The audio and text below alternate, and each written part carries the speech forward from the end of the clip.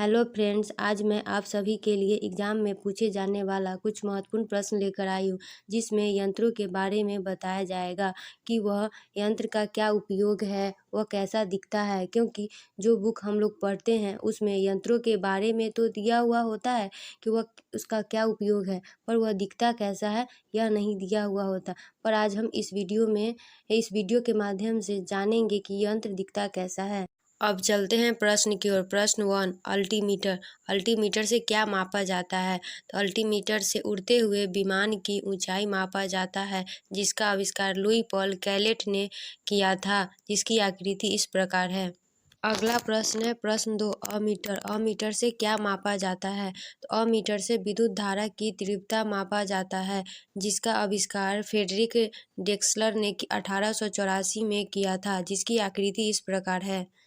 अब चलते हैं अगले प्रश्न की ओर। अगला प्रश्न है ऑडियोमीटर। ऑडियोमीटर से क्या मापा जाता है? तो ऑडियोमीटर से ध्वनि की तीव्रता मापा जाता है, जिसका आविष्कार जॉर्ज बेसेसी ने किया था। इसकी आकृति इस प्रकार है। फ्रेंड्स, अगर आप लोगों को जानना हो कि ध्वनि की तीव्रता क्या है, विद्युत धारा की तीव्रता क्या है, तो कमेंट बॉक्स में कमेंट करें। अब चलते हैं प्रश्न की ओर। अगला प्रश्न है एनीमोमीटर। एनीमोमीटर से क्या मापने का यंत्र है? एनीमोमीटर से वायु की गति और शक्ति मापने का यंत्र है, जिसका आविष्कार लियोन बतिस्ता अल्बर्टी ने किया था, जिसकी आकृति इस प्रकार है। अब चलते हैं अगले प्रश्न की ओर। अगला प्रश्न है एक्सीलरोमीटर। एक्सीलरोमीटर एक यंत्र है जिसका उपयोग गतिमान वाहनों की गति में वृद्धि के दर को मापने के लिए किया जाता है, जिसकी आकृति इस प्रकार है।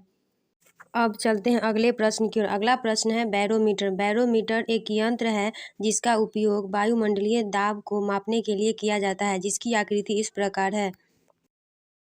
अब चलते हैं अगले प्रश्न की ओर। अगला प्रश्न है फैदोमीटर। तो फैदोमीटर एक यंत्र है जिसका उपयोग समुद्र या नदी की गहराई मापने के लिए किया जाता है, जिसकी आकृति इस प्रकार है। अब चलते हैं अगले प्रश्न की ओर। अगला प्रश्न है गैल्वेनोमीटर। तो गैल्वेनोमीटर एक यंत्र है जिसका उपयोग विद्युत धारा की प्रबलता मापने के लिए किया जाता है, जिसकी आकृति इस प्रकार है। अब चलते हैं अगले प्रश्न की ओर। अगला प्रश्न है ग्रेवोमीटर। तो ग्रेवोमीटर एक यंत्र है जिसका उपयोग गुरुत्वीय त्वरण को मापने के लिए किया जाता है, जिसकी आकृति इस प्रकार है। अब चलते हैं अगले प्रश्न की ओर। अगला प्रश्न है हाइड्रोमीटर। तो हाइड्रोमीटर एक यंत्र है जिसका उपयोग वस्तुओं का सापेक्षक घनत्व मापने के लिए किया जाता है, जिसकी आकृति इस प्रकार है। अब चलते हैं अगले प्रश्न की ओर। अगला प्रश्न है लैक्टोमीटर। तो लैक्टोमीटर एक यंत्र है जिसका उपयोग दूध की शुद्धता मापने के लिए किया जाता है, जिसकी आकृति इस प्रकार है। अब चलते हैं अगले प्रश्न की ओर। अगला प्रश्न है हाइड्रोफोन। तो हाइड्रोफोन एक यंत्र है जिसका उपयोग जल के भीतर उत्पन्न ध्वनि तरंगों की गणना करने के लिए किया जाता है, जिसकी आकृति इस प्रकार है। अब चलते हैं अगले प्रश्न की ओर। अगला प्रश्न है क्रोनोमीटर। क्रोनोमीटर एक यंत्र है जिसका उपयोग पानी के जहाज़ों में सही समय ज्ञात करने के लिए किया जाता है, जिसकी आकृति इस प्रकार है। अब चलते हैं अगले प्रश्न की ओर। अगला प्रश्न है क्रेस्कोग्राफ। तो क्रेस्कोग्राफ एक यंत्र है जिसका उपयोग पौधे की वृद्धि को दर्शाने के लिए किया जाता है, इसकी आकृति इस प्रकार है। अब चलते हैं अगले प्रश्न की ओर। अगला प्रश्न है डायनेमोमीटर। तो डायनेमोमीटर एक यंत्र है जिसका उपयोग इंजन द्वारा उत्पन्न की गई शक्ति को मापने के लिए किया जाता है, जिसकी आकृति इस प्रकार है। अब चलते हैं अगले प्रश्न की ओर। अगला प्रश्न है नेफोस्कोप।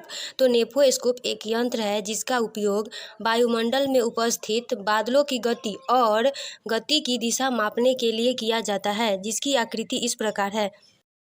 अब चलते हैं अगले प्रश्न की ओर। अगला प्रश्न है रेन गेज। रेन गेज को ही यूडोमीटर कहा जाता है। इसका उपयोग वर्षा की मात्रा मापने के लिए किया जाता है, जिसकी आकृति इस प्रकार है।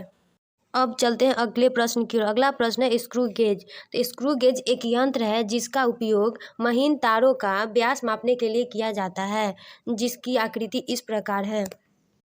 अब चलते हैं अगले प्रश्न की ओर। अगला प्रश्न है सेक्सटेंट। तो सेक्सटेंट एक यंत्र है जिसका उपयोग ऊंचाई को मापने के काम आने के लिए किया जाता है, इसकी आकृति इस प्रकार है। चलते हैं अगले प्रश्न की ओर। अगला प्रश्न है स्फिग्मोमैनोमीटर। स्फिग्मोमैनोमीटर एक यंत्र है जिसका उपयोग धमनियों में रुधिर के दाब को मापने के लिए किया जाता है, जिसकी आकृति इस प्रकार है। अब हम चलते हैं अगले प्रश्न की ओर। अगला प्रश्न है वेंचुरीमीटर। वेंचुरीमीटर यंत्र का क्या उपयोग है? तो इसका उपयोग द्रव्यमान के प्रवाह की गति को मापने के लिए वेंचुरीमीटर का उपयोग किया जाता है, जिसकी आकृति इस प्रकार है।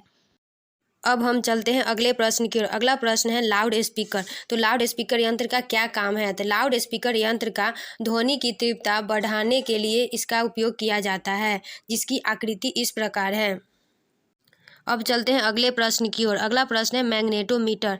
तो मैग्नेटोमीटर से क्या मापा जाता है? तो मैग्नेटोमीटर से चुंबकीय क्षेत्र मापा जाता है, जिसकी आकृति इस प्रकार है। अब हम चलते हैं अगले प्रश्न की ओर। अगला प्रश्न है माइक्रोमीटर। तो माइक्रोमीटर से क्या मापा जाता है? तो माइक्रोमीटर से अति सूक्ष्म लंबाई मापी जाती है। अति सूक्ष्म का मतलब होता है बहुत ही छोटा, जिसकी आकृति इस प्रकार है। फ्रेंड्स, अगर वीडियो पसंद आए तो वीडियो को लाइक शेयर सब्सक्राइब करें। अब चलते हैं अगले प्रश्न की ओर। अगला प्रश्न है ओडोमीटर। ओडोमीटर से क्या मापा जाता है? तो ओडोमीटर से वाहन द्वारा तय की गई दूरी मापी जाती है, जिसकी आकृति इस प्रकार है। अब हम चलते हैं अगले प्रश्न की ओर। अगला प्रश्न है ओम मीटर। ओम मीटर से क्या मापा जाता है? तो ओम मीटर से विद्युत प्रतिरोध मापा जाता है, जिसकी आकृति इस प्रकार है। फ्रेंड्स, अगर आप लोगों को यह जानना हो कि विद्युत प्रतिरोध क्या है, ध्वनि की तीव्रता क्या है, गुरुत्वीय त्वरण क्या है, तो कमेंट बॉक्स में कमेंट करें। अब चलते हैं अगले प्रश्न की ओर। अगला प्रश्न है फोनोमीटर। फोनोमीटर से क्या मापा जाता है? तो फोनोमीटर से ध्वनि की तीव्रता मापी जाती है, जिसकी आकृति इस प्रकार है। अब चलते हैं अगले प्रश्न की ओर। अगला प्रश्न है पॉलीग्राफ। तो पॉलीग्राफ से क्या पता लगाया जाता है? तो पॉलीग्राफ यंत्र से झूठ का पता लगाया जाता है, जिसकी आकृति यह है। अगला प्रश्न है रडार। तो रडार से क्या मापा जाता है? तो रडार से दूर स्थित वस्तु की अवस्थिति मापा जाता है, जिसकी आकृति इस प्रकार है। अब चलते हैं अगले प्रश्न की ओर। अगला प्रश्न है सिस्मोग्राफ। सिस्मोग्राफ से क्या मापा जाता है? तो सिस्मोग्राफ से भूकंपीय तरंगों की तीव्रता मापी जाती है, जिसकी आकृति इस प्रकार है। फ्रेंड्स, अगर इसमें से कोई भी चीज़ की जानकारी चाहिए तो कमेंट बॉक्स में कमेंट करें। अब चलते हैं अगले प्रश्न की ओर। अगला प्रश्न है स्पीडोमीटर। तो स्पीडोमीटर से क्या मापा जाता है? तो स्पीडोमीटर से गतिमान वाहन की गति मापी जाती है, जिसकी आकृति इस प्रकार है। अब चलते हैं अंतिम प्रश्न की ओर। अंतिम प्रश्न है पाइड हीलियोमीटर। तो पाइड हीलियोमीटर से क्या मापा जाता है? तो पाइड हीलियोमीटर से सौर विकिरण को मापा जाता है, जिसकी आकृति इस प्रकार है। वीडियो पसंद आए तो लाइक शेयर सब्सक्राइब करें।